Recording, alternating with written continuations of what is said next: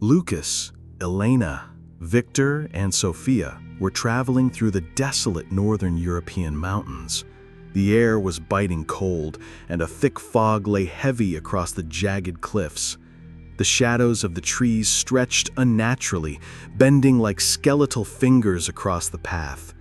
Every step on the broken stones and withered grass seemed alive, shifting slightly, as though something underneath stirred with their movement. An hour before sunset, they reached the abandoned village of Ravenwood. The place looked frozen in time. Houses leaned against each other as if whispering secrets, and their wooden beams were warped with age. Faint whispers floated through the air, though the wind had fallen still. In the center of the square stood an ancient black iron lamp, its base cracked with age. From it burned a flame, not orange, not yellow, but a deep, unnatural green. It flickered with a strange rhythm, casting grotesque shadows across their faces. Lucas frowned. "That's not right." Suddenly, a sharp gust of wind tore through the square, carrying the faint echo of a scream, high-pitched, fading, and impossibly distant. Sophia grabbed Victor's arm. "Did you hear that?" Fear gripped them, but no one spoke of turning back. They pressed forward, unaware that something was already watching from the fog, moving when they moved. By nightfall, the fog had grown so dense it seemed to smother sound itself. The entire village disappeared into a gray void, buildings looming out of the mist only when they were within arm's reach. Every step they took was accompanied by faint whispers, sometimes behind them, sometimes ahead, as though the fog carried voices from all directions at once. In the broken windows of the houses, faces appeared, warped, pale, their eyes too wide. They didn't blink. Some grinned with too many teeth. Victor's breathing quickened.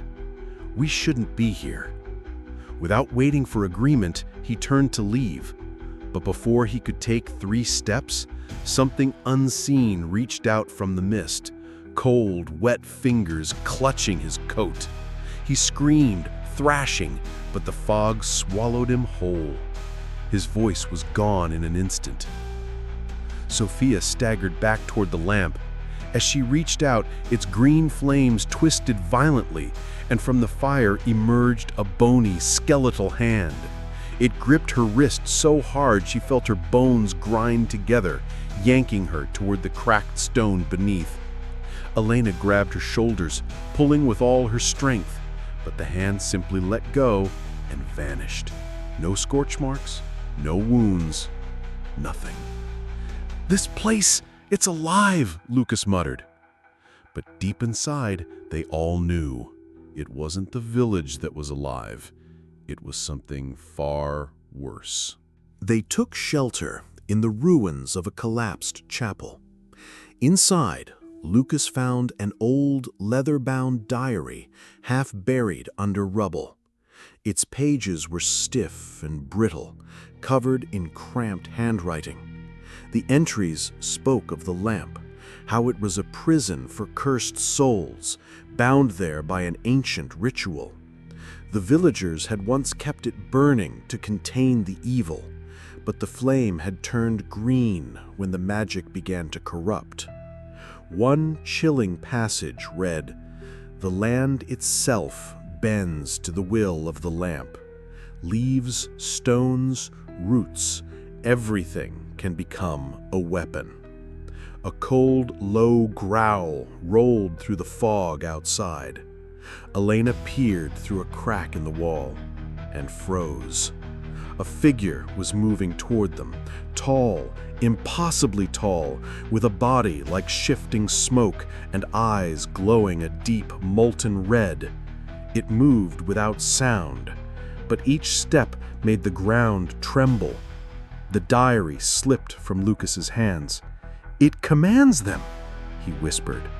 As if on cue, the ground outside erupted with movement, roots slithering like serpents, broken swords dragging themselves upright, rusted armor clattering as invisible soldiers rose from the earth. The whispers became chants, echoing in a language none of them understood until it felt like the very air was pressing against their skulls. Lucas flipped frantically through the diary until he found a final note. To survive, one must light the lamp with pure oil, speak the sacred chants, and face the fear that binds them. Fail, and the lamp will claim your soul. Before they could form a plan, the chapel wall exploded inward, scattering debris. Ghostly figures poured inside, their faces hollow, their hands reaching. One grabbed Elena by the ankle, dragging her across the floor, nails scraping the stone. Lucas hacked at it with a broken beam, but his blows passed through its body like smoke. The fog was no longer outside, it was inside. Roof beams creaked, shadows stretched along the walls like living things, and the tall figure circled them, its red eyes never blinking. Elena's voice trembled, but she began to chant the sacred words written in the diary. At first, nothing happened. Then, the green flame flared violently, spilling eerie light across the square. The spirits screamed, their forms twisting and flickering, but the shadow stood firm, rage pouring off it in waves. It stepped closer, towering over them. "You cannot free them," it hissed. "They are mine." The first light of dawn broke through the fog like a blade. Slowly, agonizingly, the spirits began to dissolve into the air, their screams fading into silence. The tall shadow gave one last guttural roar before crumbling into dust. The lamp's flame shrank, dimmed, and retreated into the black iron, leaving only the smell of burnt metal in the air. Lucas and Elena stumbled out of Ravenwood, their faces pale, their clothes torn. Neither spoke. The silence of the mountains felt heavier than before, as though the world itself was holding its breath. They didn't notice the faint green glow that flickered behind them, deep within the fog. The black lamp still stood, waiting, its metal warm as if it had just been touched. Somewhere in the mist, Sophia's voice whispered, "I'm still here." And the wind carried a haunting tune, low, steady, unending. The black lamp never forgets.